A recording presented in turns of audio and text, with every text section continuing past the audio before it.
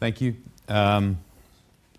So in the spirit of optimism based on the fact that biological systems can repair themselves and in the context of reality, we're not allowing them, the group had three very different perspectives offered from Mike from Marks and Spencer, Stuart looking at sustainable forest management and funding of RED, and from Rod, who's been looking at a global overview of forests around the world for WWF. So in terms of the two, let me just see if I can get this thing to work. What is it we're looking for?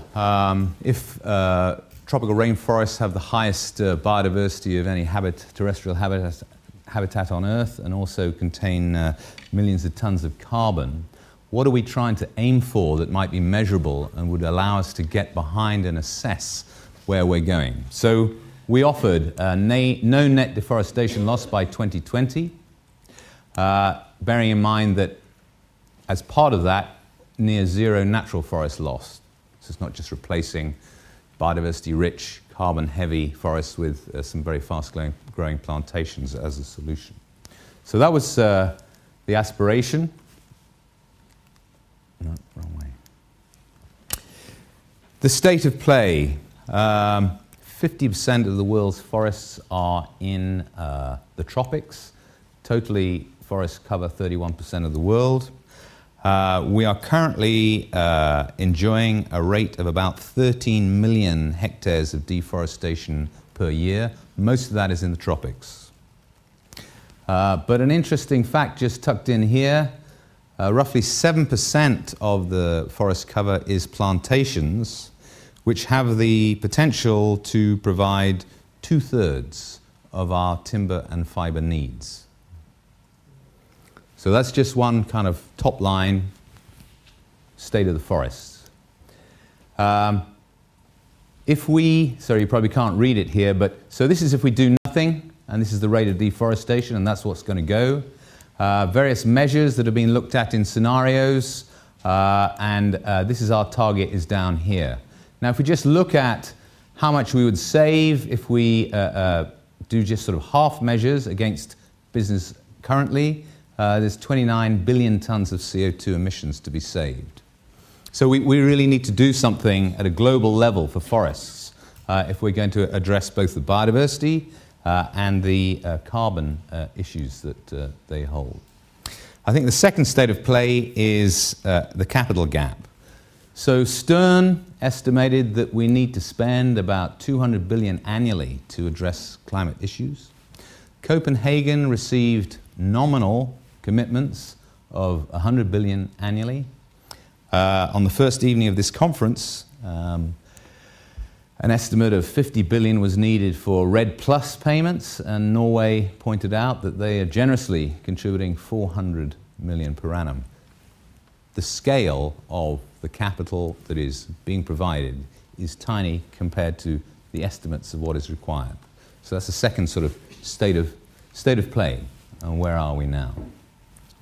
We then went round in enormous circles because the perspectives were enormously different. And I've tried to capture them here just in three fundamentals.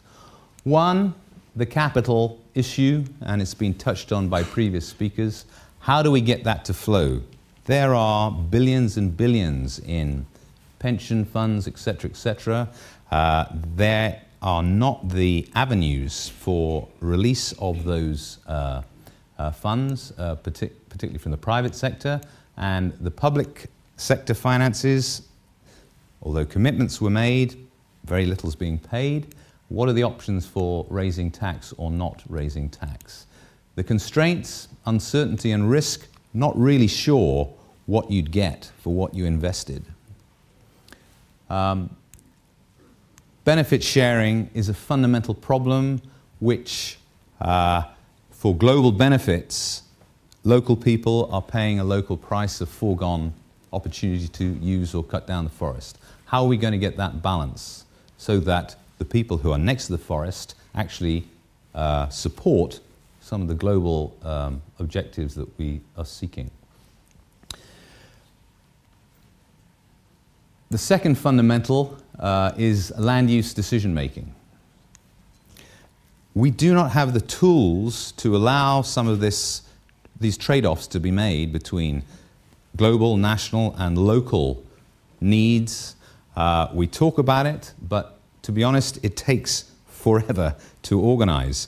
For example, to just get agreement on what legal forest timber how to define that, and for the Indonesian government to accept it, has been a 10-year process. So we want to fix red in 2 or 3 years. Just to be clear on what is legally sourced and supplied timber, it took a long time to arrange.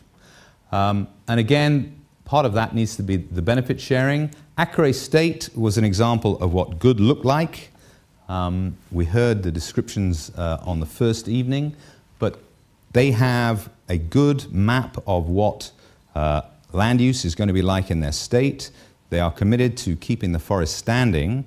What they're saying, though, is the private investment needed for the jobs, the green jobs, is not coming. And eventually their political position will be undermined and they will be voted out. And those who wish to cut the forest will be voted in. I think the third fundamental that we had to deal with was consumption. And it's cropped up over the last couple of days, but we haven't really bitten it. There is not enough land to provide the food that a OECD country middle-class person would like, particularly in terms of meat and dairy, if the BRICS countries follow similar dietary patterns. And that's just fundamental. There won't be space for forest. We will just hit a resource limitation, which we're heading towards fast. We need to grapple with that, and we've talked about the social sciences and the political sciences being engaged. What lifestyles are we marketing? Marketing is global. Do we all need Mercedes-Benz to feel good? And I think there's also a key element of consumption that the business world can help with. We talked about certification as a tactic within these three fundamentals. Certification of timber has allowed companies in Brazil to get better interest rates on their loans to build up their business to be able to operate sustainably. It costs more to do things sustainably. How can you get the capital into the companies at a reasonable rate of interest? Certification helps. For companies here and North America particularly, it's an opportunity to try and understand firstly where your raw materials are coming from and to send a message down the supply chain that sustainability matters to the customers that you're serving.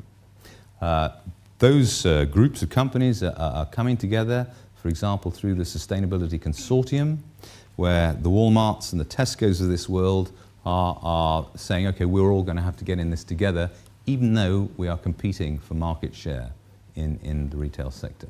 So I think those are the kind of fundamental things that need to be addressed. An umbrella over the top of all of them is governance, contributing to uncertainty and risk, contributing to non-optimal land use decision-making, and so forth. I think it's quite interesting to reflect on the statement made on the first evening that Brazil, through its forest code, had measurably reduced deforestation rates. That forest code is now being unpicked and will probably be reversed in the next 6 months. So which lobby groups, which voices are going to be heard in terms of controlling regulations, and where will the balance of good governance and the long-term benefits be taken into account versus short-term political gains or financial gains? There were some key research questions that came out. There were many questions, but a couple of key research questions were, what is the cost of capital for companies to invest in sustainable businesses in the tropical world? The figures we were given were sort of 25% interest for a small timber company in Peru. You know, how does that map out? And there's some research there to look at a barrier to investment in sustainable business. Certification we are relying on as a tactic. It's limited, but we're not clear how limited. While many people are committing to it as a statement of what they wish, some research into the actual efficacy of sustainability for forests, but probably other commodities, is important. And finally, we didn't discuss, but we need to be able to measure the land use plans, changes in land use, for us to assess whether commitments that were made and the contributions, whether from private or public sector, are being supported by what's happening on the ground. I think that's it. Thank you.